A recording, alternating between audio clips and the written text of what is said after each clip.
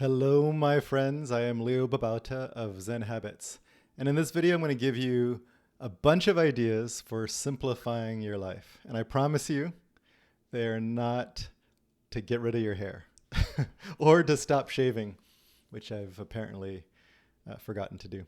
So this is going to be practical tips for simplifying your life. If this is a goal of yours, then I'm going to give you some ideas. What I really want you to do is to not take this as a list of everything that you need to do. This is not going to be exhaustive, and you do not have to do all of these, and you definitely don't need to do them all at once. So this is really to give you some ideas to start with and say, oh, I like that one and I like that one. I'm going to try those.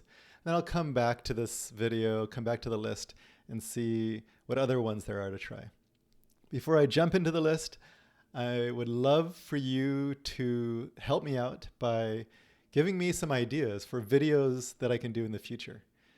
Comment below with a topic or a question you have about simplicity, minimalism, or really anything from habit change to changing your entire life to mindfulness and Zen to changing your finances, working on your relationship, getting more productive, disciplined, motivated, whatever it is that you need.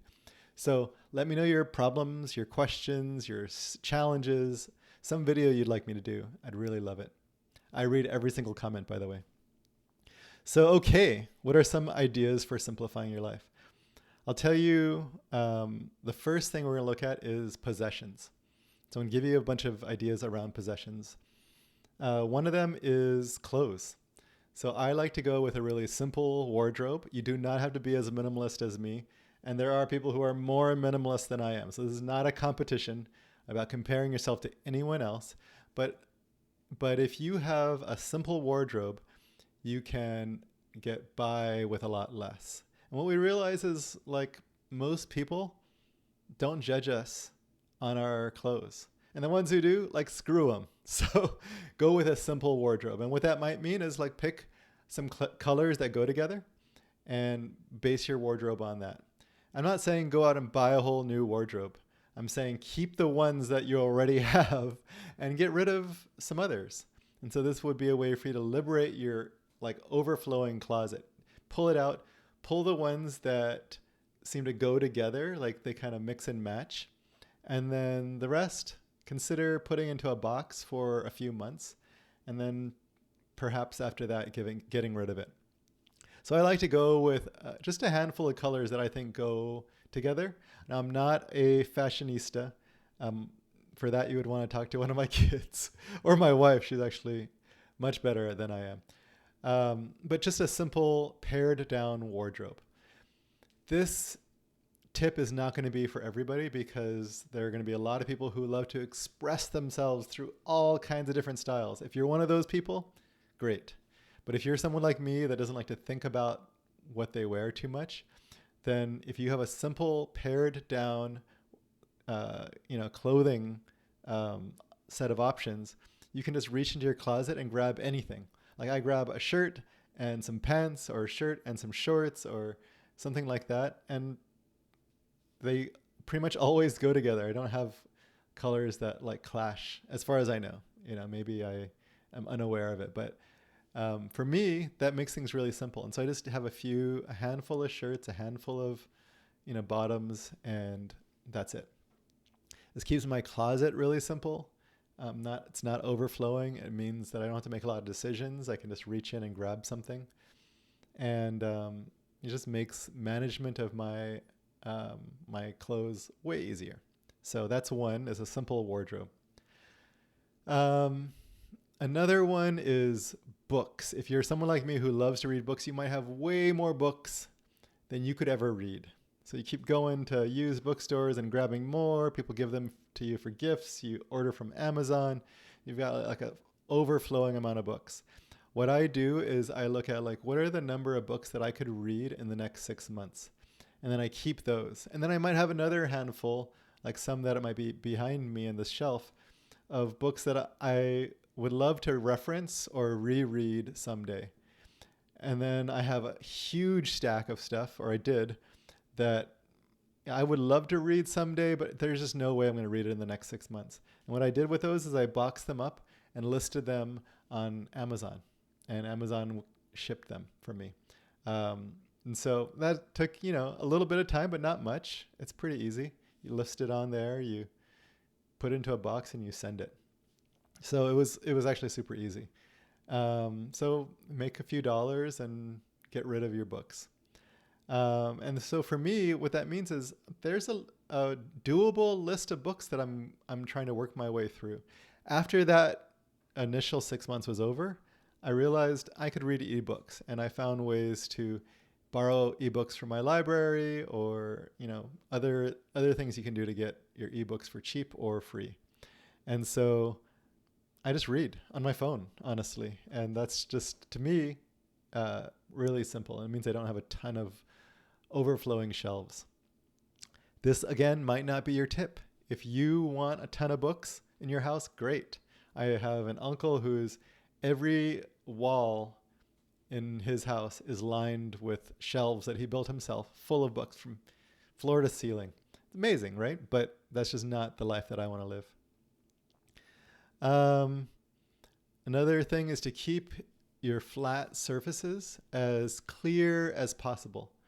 And so what that means is your desk, have as few things on that as possible. You basically want clear, flat surfaces. And so you start with one flat surface at a time. Start with the desk, actually. Clear everything off of it, put it onto the floor.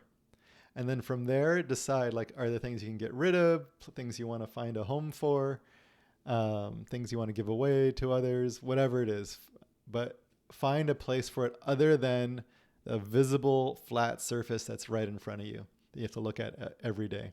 Now, I have right now a few things that are here. One of them is just a couple of notes, and the other one is a pen. I actually need to take those notes and put it into the computer. The other one is my phone. And so, honestly, it's not a lot of stuff. Before I started simplifying, I had lots of stuff on my desk. Once you've done that, go to the next place. I like the kitchen counter. Remove as much of the stuff from the counter as possible. Now, there's going to be a few things like some appliances. Maybe you have a toaster or toaster oven. Maybe you have, I don't know what else you have, a coffee maker, something like that. So just a few things on there, but a lot of stuff we just put there, and it's not like where we want it to be the permanent home of. And so we just leave it there, cluttering the counter. And for me, I like to remove all of that stuff and find a home for it, or wash it and put away, or get rid of it. So kitchen counters, bathroom sink counters. It doesn't have to be completely clear, but as clear as possible. Maybe there's a few things you want to leave on the counter, but does it have to be covered? Your table, dining room table. A lot of people have that covered 24 hours a day. And I like it to be mostly clear. We put a little bit in the middle for some fruits, and we also have a little basket for tablecloths and cloth napkins. But for the most part, it's a big, flat, clear surface. And I like it that way. Same thing with our coffee table. We have a coffee table. It's got one book on it, and that's about it. I think that's it right now. So look for those surfaces, and one at a time, work on clearing it. And you don't have to clear it all the surfaces at once. Just do that one surface today. And if it's a kitchen counter with a lot of counter space, do one area of the kitchen counters per day and see what you can do. It takes, 20 minutes, and you can clear that off, at least a chunk of it the size of a desk. Another simplicity tip is don't tackle the most cluttered areas of your life at first. Start with the flat surfaces that are visible. And as you start to clear out the flat surfaces, there's going to be other areas that are big problem areas that you can get to once you have some momentum down. So a garage would be a good example of that. Or if you have a walk-in closet that's like crammed all the way so you can't actually walk into it, that would be another one which is intimidating and overwhelming. So don't tackle those areas first. But when you decide to tackle them, what I encourage you to do is take out a chunk at a time. Basically, what can fit into a good sized cardboard box. So take that out, put it onto the floor, and then you do a sorting method that I'm going to share with you right now. And you do that one chunk at a time. And so you do this one chunk, and then you do the next chunk, and then the next one, and just chunk it. If you try and do the entire garage or entire walk-in closet or whatever it is, it's really overwhelming. So what you want to do is chunk it into like 20-minute blocks. And that feels much more doable. So what's the sorting method? So let's imagine you've taken out a bunch of stuff from your closet, about as much as can fit into a cardboard box. You put it onto an area of the floor. And so now what you want to do is sort it. What you want to do is sort it into trash, stuff you're just going to throw out. Another one is to give away, whether it's to charity or to friends or family. And then another one is to keep. The keep ones, I'd really encourage you to like be as good as possible about getting rid of stuff. But keep the ones that you're actually using. And so the keep pile, what you're going to do with those is you're going to find a place where it would actually have a home. And if you're doing a big closet and you don't have time, you don't have space to give it a home yet, then set it aside somewhere where it's not going to get in the way. And once the closet is mostly cleared out, you can start finding homes for it. But find a home for every single item. So for example, this pen, like where does tax pros? So someone gave me a free pen that I'm still using. So this pen, like where does this pen go? Does it go on the flat surface of my desk, or more likely, it's a drawer right there. That's where my pen goes. The same thing with every single thing. Have a home for it. And then the trash, of course, get rid of the trash or recycle it. And then the stuff you're going to give away, put that into a cardboard box, put it into your trunk. And then when you next drive past a charity where you can give it away, like Goodwill or something like that, drop it off. I actually will keep that box in the trunk just in case I drive by, but while I'm decluttering, I might go and put some more stuff into that box and put some more stuff. And when it's really full, that's when I'll actually make an extra trip to go drop it off. It's not that hard. Again, sometimes I decide to sell stuff on eBay, on Craigslist, on Amazon, or other places like that. So there's definitely opportunity to like make some money off of things that are actually worth something, especially if it's like a good like electronic item or a good workout item or something that people will definitely want to buy used. Clothes is another one. There's sites online like Poshmark where you can sell your clothes. So find things like that where you can make a few dollars. You might actually make a few $100s through simplifying. Okay, what else? Reduce your need for gadgets. Some people have a laptop and a desktop and a phone and a iPad and a smartwatch and a running watch and what else do we have? I don't know. An e-reader, and sometimes we have multiple ones of all of these. And what I really believe is we need very little of that. So some things, if you're an artist and use an iPad all the time, great, keep that. So I'm not trying to say get rid of it, but pare down your needs. Why do we need so many gadgets? So I do have a desktop computer because I do webinars and videos like this, and I have a laptop. So I actually have some redundancy. For me, I found that that's actually the right size. I don't like to work at my desk all the time. I like to move around the house and use it also if I travel. So I use the laptop every day, and I use my desktop pretty much every day, every work day. And then I use my phone, and that's it for me. I used to have an e-reader, and I gave that away. I've never owned an iPad or an iWatch, or what are they called, smartwatch. I have had an Oura ring that died, and I didn't replace it. I do have a running watch, and so I like that running watch for running. But honestly, if you're not running regularly, you don't need a running watch.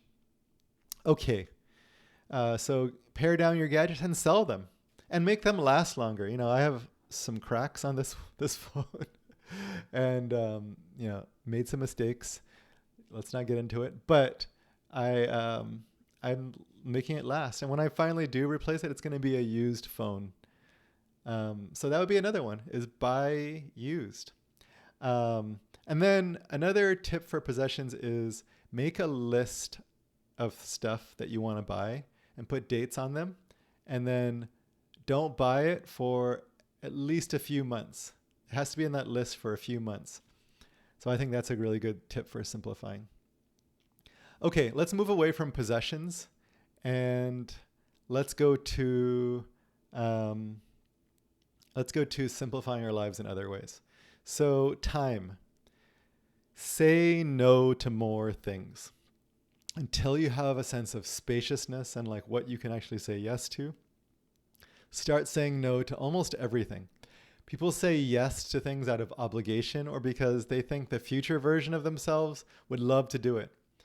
But if that future version of yourself were here today and you asked them like, today, would you like to go to that party? And the future version of yourself was you, would you say yes to it? That's a confusing way to put it. So let's rephrase that.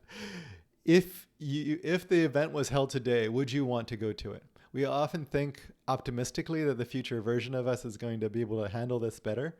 But today I just don't have it in me. No, the future version of you is going to be very similar to the amount of energy you have right now. So if the event was held today, would you say yes? And if the answer is no, say no. There are some things we can't get out of, but for a lot of things, you could actually go back and change your mind and say, you know what? I thought I could go on this trip with you. I'm actually going to back out.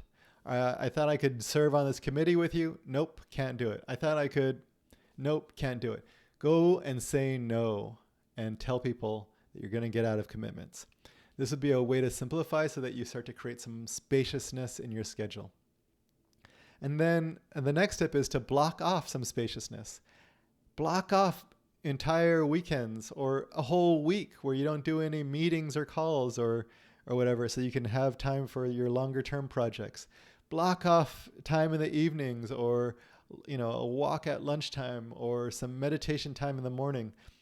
Make blocks where you do nothing or do things that are replenishing or that are very spacious, instead of cramming every minute of your time with a bunch of stuff to do that is going to tire you out. So block it off. Let's see. In terms of digital stuff, what I really recommend is that you set aside a day every week where you go through all of your digital stuff and clear out as much of it as possible. So let's say you have stuff on your computer desktop. Go and file those or delete them once a week so that you clear that out and you don't have a bunch of like open loops waiting for you there on the desktop. Your email inbox, clear that, spend a day a week clearing that out. Now it's not going to stay clear, but see if you can clear it out. And maybe in the beginning, you're going to need to block off 3 days where you clear out your email inbox. Every single email, go through it and either delete it or archive it, or reply to it and archive it, or mark it on your to-do list to do later. Block that time off when you're actually going to do it and get it out of your inbox. So one at a time, go through your email inbox, through your messages, through your downloads folder, through your desktop folder, all of these things, and file and clear things out. After the initial investment of clearing things out, you would really only need about a day a week. So a day where you go and clear everything out. And this keeps things really simple. Okay, those are my tips for you for today on simplicity. If there are some problem areas of your life, we can go more into how to simplify your life in future videos. Post a question for me. And please subscribe to this channel if you'd like to be a regular participator in these videos, asking me questions, commenting, getting them in your subscriptions feed, and share the channel with others. If they could use some Zen habits in their life, forward this to them. Okay, thanks everybody.